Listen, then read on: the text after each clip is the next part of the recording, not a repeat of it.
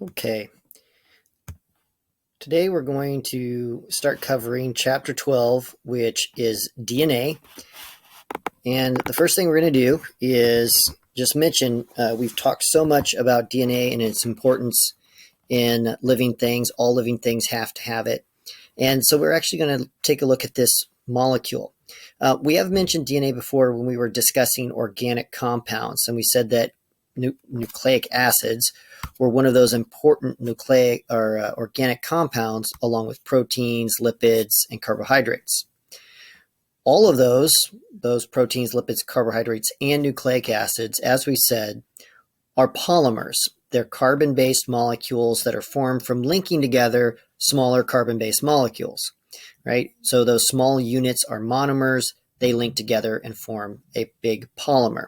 So we want to look at these polynucleotides, or these long chains of molecules hooked together, and see how they work. To clarify some terminology here, we throw these terms around quite often. We talk about genes, we talk about DNA, we talk about nucleotides, chromosomes, all these different genomes, all these different things. So I want to first put this into perspective.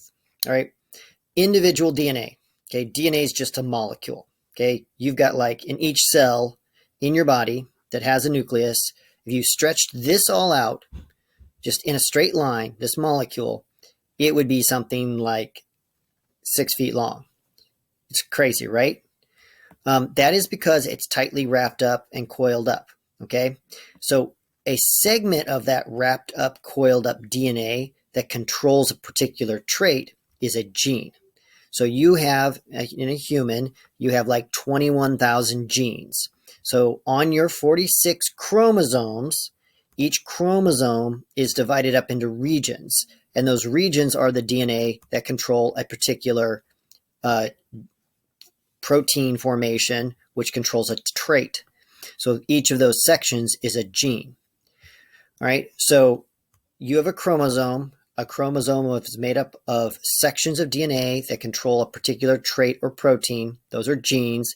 Each one of those genes are made up of a strand of DNA. The DNA itself is a combination of these monomers called nucleotides that we'll talk about. In your genome, it's all the DNA you have, so you've got 46 chromosomes. All right, hopefully that clarifies that a little bit. So what is this DNA at its very basic level? Right? It is deoxyribonucleic acid. It has that name because it's a chemical name. It's not trying to make it complicated. This is just the name. It has oxygen. It has the sugar ribose in it, hence deoxyribonucleic acid. Right? This describes its chemical structure, which we'll look at here in just a minute. It does have the interesting thing of having a double helix. It's like a corkscrew or spiral stairs. You notice that it has a chain on each side here with some like rungs on the ladder linking it together. Sometimes this is called like a twisted ladder, is a good way of envisioning it. It's actually structured like this. Some of the famous experiments involved Watson's and Crick's X-ray experiments of this, that they saw that this had a double helix structure. Based on the type of things that are linked together to build this, it causes it to have this particular form. It's a very large chain polymer. It's nucleotide after nucleotide, or monomer after monomer linked together. So this is an important thing to remember, that DNA is made out of monomers called nucleotides. Nucleotides are not all exactly the same, right? Their basic structure is the same, but they have a region called a base that varies from nucleotide to nucleotide. So if you can go back and look at our strand of DNA here, we can see that we've got A's, T's, C's, and G's sticking in here, different colors. You've seen that anytime anybody talks about DNA, they talk about A's, T's, G's, and C's, right? So what that actually represents is that represents the base on your DNA. So all DNA has a sugar, a 5-carbon sugar, holding everything together. Attached to one end is a phosphate group. Remember phosphate, like from ATP, adenosine triphosphate? That was 3 of these. This is just 1.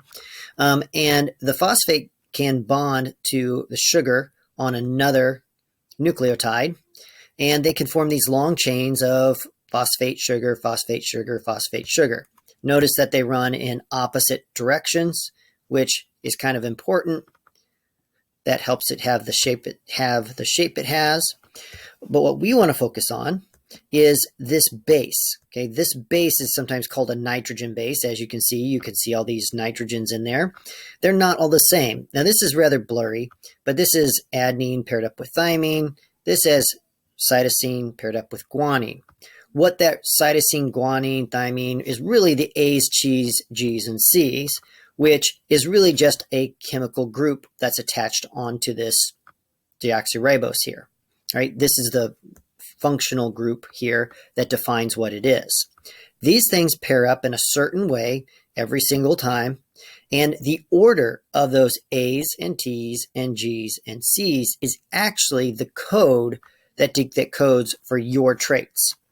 So a long strand of these bases, or because they're paired up, we call those base pairs, is what is your genome. So you've got around, I think I've got this here, you've got around 3 billion base pairs. So 3 billion of these pairs paired up, those are divided into 21,000-ish genes. And from those 21,000 genes, it makes you a human, lets you do the things that you do, right? So whenever you see A, G, C, and T, we're really using that as a shorthand to refer to that whole nucleotide that is in that particular location. Keep in mind that the G's and the C's here are not the whole nucleotide. Part of the nucleotide is involved in forming that strand on the exterior, that structure of the exterior, and part of it is that A, T, G, or C. All right. Now, there's some rules to this. A's always pair up with T's and G's always pair up with C's, or adenine and thymine and cytosine and guanine always pair up. An A cannot pair with a C or a G, and vice versa. The reason being is that depending upon whether you're an A and a T or a G and a C, you can form either 2 or 3 hydrogen bonds between your two sides. So an A and a C meeting up, I've got 2 attachment points, I've got 3 attachment points, it won't hook together. But if I have 2 attachment points on this side, I can pair that with other 2 attachment points on the other side, and we can link up. So this is chemically regulated that they can either form a bond together or not. All right. Because of that, the adenine and thymine are able to join, and cytosine and guanine are able to join. And they've got their own names for their groups of what kind of nucleotides they are, but you just need to know that A's and T's go together and C's and G's. Here's a really great image that you can see the phosphate group, the 5-carbon sugar, its base here. We've got our A and our T with our 2 hydrogen bonds, and our C's and our G's with our 3 hydrogen bonds. So this is the structure of DNA if you could flatten it out, and this is what it would look like if you could actually see the atoms involved in it. It would look something like that. This is your genetic code. These T's and G's and C's. That's it. That's what makes you you. Keep in mind you got a whole bunch of those. All right. And that is what your genome is. All right. So one thing about nucleotides, and we need to talk about this, is RNA. So RNA is very similar to DNA, except DNA has double-stranded. It has 2 sides to it.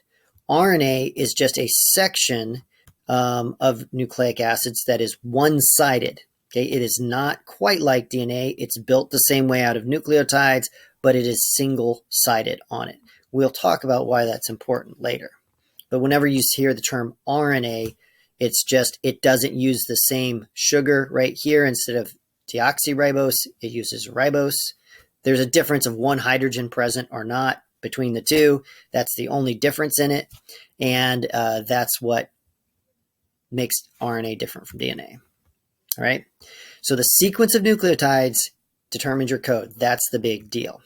So at some point, we're going to have to talk about next time is how do you get from that sequence of, adenine, thymine, guanine, cytosine, and get to, hey, you have blue eyes now. All right, so that's what we'll look at. Some terms with this. The term replication, which you need to understand, just simply means you copy more DNA. If you have a replica of something, you have an identical copy. Like you might have like a replica of a fire truck or something. It should be like a little small scale replica. It looks exactly the same. Okay, if you replicate something, you copy it exactly. Not an interpretation. It should be pretty much indistinguishable from the real thing. Okay, transcription is, so I should back up. So when we replicate DNA, we take DNA and we make more DNA that is exactly the same. Now, we have brought this up before when we were talking about the lifetime of a cell. In a cell, whenever it's going through, getting ready to go through mitosis and split and make more of the same cell, during the S phase of the cell cycle, it has to replicate DNA and make an exact copy. That way, whenever you go through mitosis and split the nucleus, the two new cells have exactly the same thing. I want to point out that you started with one cell with one complete copy of DNA, and now you've got trillions of cells, and most of those cells have a full copy of your DNA in them. So this replication thing works pretty good. That's when you copy more DNA. You also go through and do something called transcription. This is where you copy that genetic code from your DNA onto a piece of RNA. Now, why would you do this, and what does that term transcription mean? You may have heard that term transcript whenever you talk about if there's a radio program and you want to have a typed copy of that, that would be a transcription. It's taking the same exact language, you're just putting it on a different medium.